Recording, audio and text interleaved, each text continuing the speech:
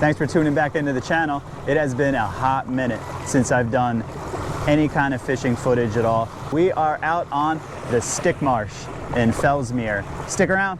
Hopefully we catch a big one today. And thanks for watching. Yeah. It's a little baby. It's a little baby. A little baby. Hey, but you know what? It's something. Looks like they're getting all fired up in here right now.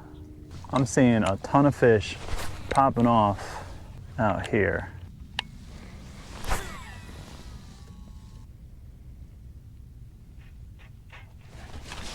There's one. Smash that jerkbait. Where are you at? You're coming at me. Ooh. Ooh, that's a good one. Oh my God, that's a tank.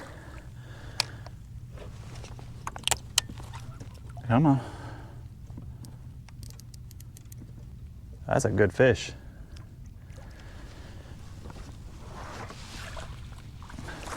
Ha! Yes. Dang, trouble hook, son. Oh yeah. Look at that guy. That's what I'm talking about. Yeah. That's a great fish. That's awesome. Thank you, sir.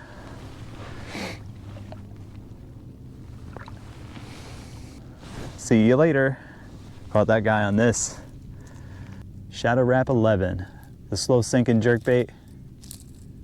So the type of rod and reel setup that I have for my jerkbait,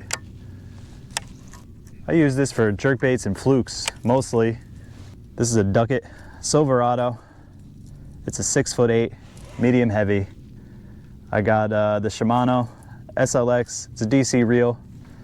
I like this rod for fluke and jerkbait fishing. I don't know if you can really see it, but it's way more parabolic than my other rods. I want that give, and it works great. I've caught a lot of fish this way on this rod. Let's get back over there, see if we could pick up a few more. Especially in a kayak, it's very helpful to have a shorter rod when you're doing fishing like this, especially with the jerkbaits and the flukes. You need to have that shorter rod. I mean, even in a bass boat, you would want a shorter rod anyway.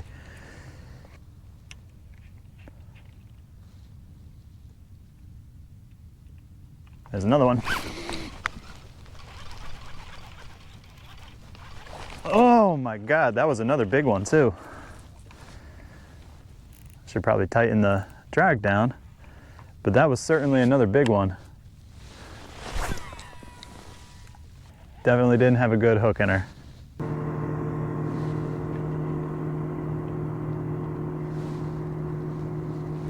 There was one there. How did 3 sets of treble hooks not hook into that one?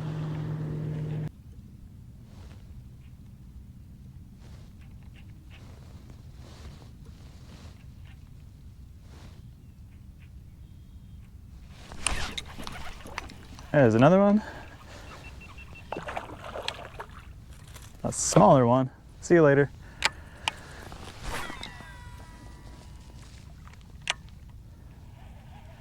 Time to call it quits. Time to go home. Dun, dun, dun. The big rig and I are back at the house now. We had to boogie off the water pretty quick. I had to go get my daughter from school, so I never got a chance to go more in depth with the rod and reel setup that I was using out there, catching the majority of my fish today. This is my jerkbait and fluke setup. I use it for both things. With kayak fishing is that you don't really have a lot of room to store a bunch of rods, or at least I don't. I could bring anywhere from 6 to 7 rods, depending on what I'm doing, so you wanna have like a multi-purpose rods out on the boat with you. This one is one of my more specific rods that I have. I don't like using it for much of anything else. For me, this is perfect for the jerk baits, the fluke baits. It's great. It gives me really good action when you're snapping that rod back at you, or you could the slow twitches, fast twitches. Depends on what kind of cadence that you want to do. We could talk about cadence. The cadence that I like to do that I start off with is 3 snaps, pause, 2 snaps. And then I'll go from there. I'll either slow it down or I'll mix it up. I might do 1, 2, just to see where the fish are biting. Slow it down, speed it up. Yesterday it seemed like the fast snaps, they weren't really hitting it, but it was the short snaps. 1, 2, 3, pause, 1, 2. The little short ones seemed to trigger them a little bit more than the bigger, faster snaps. So that's what I went with, and they were smashing it. This is a Ducket Silverado. It is a 6'8", medium heavy.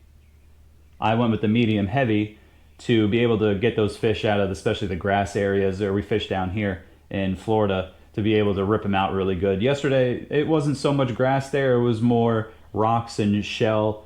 But again, this is the rod that I have set up, and this is the most parabolic rod that I have too. You want to have a little more of a squishier tip so you could really fight those fish and not pull those treble hooks out. The reel that I use is a Shimano SLX DC rod. The 7-to-2 gear ratio. I like the 7-to-2 because I could slow it down a lot easier. I could speed it up as much as I can. I haven't really had any issues at all with landing fish. I've used this reel on a couple different of my rods, and I landed on this one. I like the way that the weight balance is on this. This one works really nicely for me. The line that I use on here for my jerkbaits, for the most part, I'll switch it up every once in a while, but a majority of the time I will use Seeger Invisex fluorocarbon, and it's 12 pounds. The 12 pound helps me get the jerkbaits down a little bit deeper. You can go anywhere from 10 pounds up to 14 pounds. Depends on what depth you want to go to, what kind of cover that you're around. I'll stay in the middle ground with the 12 pound. It's got enough power for me to pull those fish out, but it's also a small enough diameter that I could get those jerkbaits down to where I need them to go. The jerkbait that I was using was this guy right here. This is a Rapala Shadow Wrap 11, and this is the carbon color.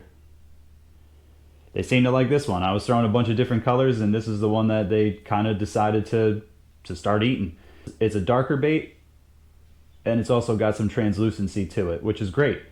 It was partly cloudy, so the sun would peek out, and the wind was picking up too, dying off, picking up, dying off, and they seem to really like this with the short little twitches, and they were smashing it.